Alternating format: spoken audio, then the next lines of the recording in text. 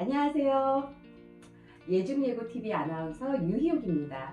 오늘은 예중예고 입시 10개월 합격 프로젝트 1개월차 6년체 원기둥 9 이론을 복합적으로 적용해 스케치를 쉽고 빠르게 하는 방법에 대한 강의입니다. 그림을 쉽게 그리는 방법은 재차 말씀드리지만 황금 비율을 이용하는 것이 가장 좋습니다. 날씨도 너무 좋고 그래서 밖에 나가고 싶지만은 마음을 가다듬고 열심히 그리셔서 꼭 합격하시길 바라겠습니다. 자, 그럼 오늘도 최유성 원장님의 직강을 들어보도록 하겠습니다. 안녕하세요. 예중예고TV 특강 강사 최유성입니다. 오늘은 지난 시간에 이어서 정보를 6개를 놓고 우리가 30분 안에 스케치하는 것을 말씀을 드리겠는데요. 지난 시간에 6년체, 그 다음에 원기둥, 그 다음에 구, 이 3개를 가지고 우리가 설명을 드렸습니다. 근데 오늘은 그거를 3가지를 복합적으로 제가 설명을 드리겠습니다. 근데 대부분 정물에서 6년체, 원기둥, 구, 이 3가지를 가지고 모든 것이 해석이 가능합니다.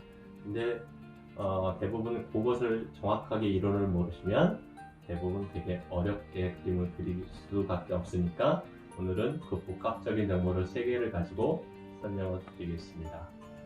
정물이 지금 6개 정물이 여기 있는데 이 정물을 가지고 먼저 그리기 전에 아이들과 선생님이 먼저 가위질을 해가지고 기존에 있던 마인드셋을 새롭게 리셋을 하면 훨씬 더 그림을 빨리 그린다고 말씀을 드렸어요. 그죠?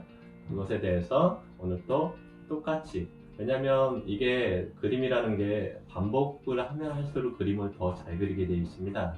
그러니까 오늘 또 이 정물 6개를 가지고 먼저 가위질을 해가지고 아이들이 정물을 하나하나씩 인식할 수 있게 먼저 도와주고 나서 그 다음에 스케치로 들어가시면 훨씬 더 아이들이 그림을 빨리 잘 그릴 수 있습니다.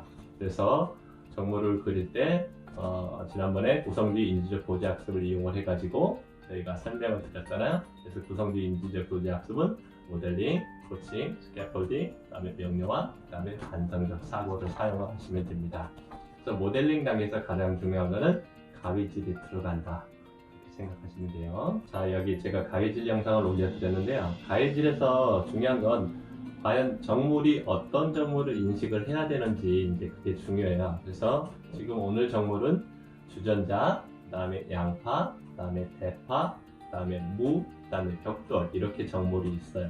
근데 그 정물에서 가장 어려운 건 오늘은 주전자인데 그 주전자를 가지고 외곽을 쭉 오려버리면 주전자의 외곽 형태는 딱 떨어지는데 뒤에 무가 잘려요.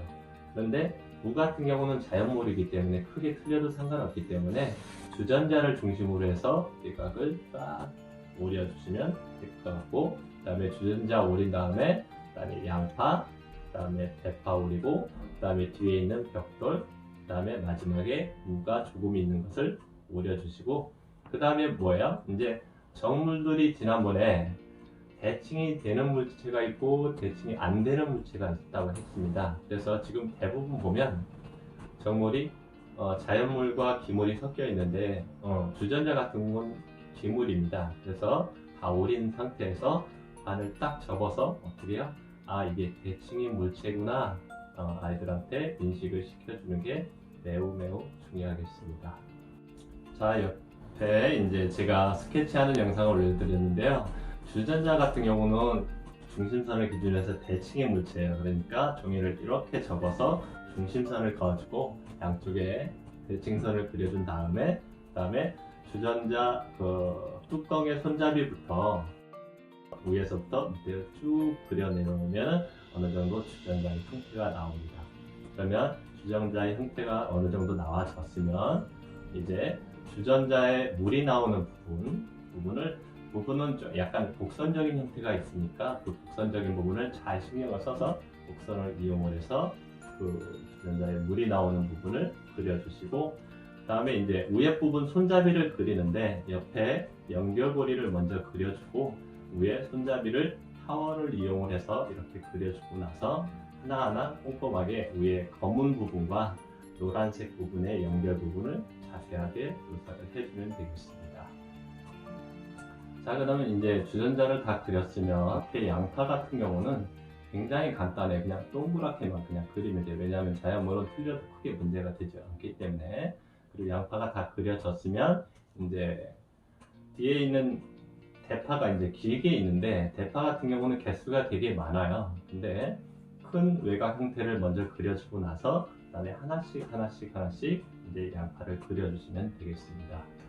대파가 다 그려졌으면 이제 그 무의 형태는 아주 간단하게 중심선을 기준으로 해서 이렇게 곡선을 이용해서 그려주시고, 뒤에 이제 벽돌 같은 경우는 모서리 부분의 Y자 부분을 먼저 체크를 해주고 점을 3개를 찍은 다음에 그 Y자를 한 선을 기준으로 해서 다음에 양쪽으로 이제 투시도가 되게 3개의 면을 그려 놓으시면 됩니다. 자, 그리고 이제 정물 스케치가 다 이제 됐어요. 그러면 어떻게 해요? 이제 기준선을 잡아야 되겠죠? 지난번에 말씀드렸지만 우리가 이렇게 때리든 반축광일 때 황금 비율이 적용이 된다. 그래서 황금 비율 적용을 할 때는 밝은 부분이 5, 어두운 부분이 3. 다시 어두운 부분에서 3대 5를 잡아서 기준. 그래서 주전자는 어두운 부분을 기준으로 이렇게 잡아주시고, 그 다음에 앞에 그 양파 같은 경우도 똑같이 구의 이론을 적용을 해서 구의 이론도 밝은 부분이 5, 어두운 부분이 3. 그 다시 어두운 부분에 내에서 3대 5를 잡아서 기준 이렇게 잡아주시고, 그 다음에 뒤에 대파 같은 경우는 어떻게 해요? 큰 어떻게 보면 한 개씩도 원기둥인데 크게도 원기둥입니다. 그래서 크게 원기둥을 먼저 밝은 부분이 5, 어두운 부분 3 잡아준 상태에서 다시 어두운 부분에서 5일 때 3 잡아서 기준 이렇게 잡으시면 되고, 그 다음에 벽돌 같은 경우는 육면체 이론이에요. 육면체 이론은 첫 번째 앞에서 지내서 뒤로 밝아지고 위에서 지내서 밑으로 밝아집니다. 그래서 모서리 부분을 진하게 기준점을 잡아주시면 되고, 그 맨 뒤에 있는 이제 무도 원기둥 이론이기 때문에 빛이 위에서 내린다 생각을 하시고 위에 부분이 5, 밑에 부분을 3 잡아서 어두운 부분과 밝은 부분을 잡은 상태에서 다시 밑에 부분에서 3대 5를 잡아서 기준 이렇게 잡으시면 됩니다. 자, 오늘 또 이렇게 육면체, 원기둥, 구 3가지 이론을 가지고 정모를 스케치를 30분 안에 하고 그 다음에 어떻게 기준점까지 잡는다, 이걸 설명을 드렸습니다. 그러니까 대부분 보면 이 지금 1월 달에 육면체 일주일, 그 다음에 원기둥 일주일, 그 다음에 구 일주일 하고, 그 다음에 3개의 복합적인 정모를 일주일 하면 대부분 보면 한 달이면 아이들이 다 스케치를 완성할 수 있습니다. 근데 그때 스케치가 완성되지 않으면 그 다음 달부터 너무너무 힘들어져요. 그러니까 1월 달에 꼭 스케치는 마스터를 해서 그 다음 달에 채색을 할 때 할 수 있게 해줘야 됩니다. 왜냐면 스케치하다가 소묘하다 이러면 아이들이 혼돈스러워요. 그러니까 1월 달은 반드시 1개월 내내 스케치만 연습하는 것이 가장 좋습니다.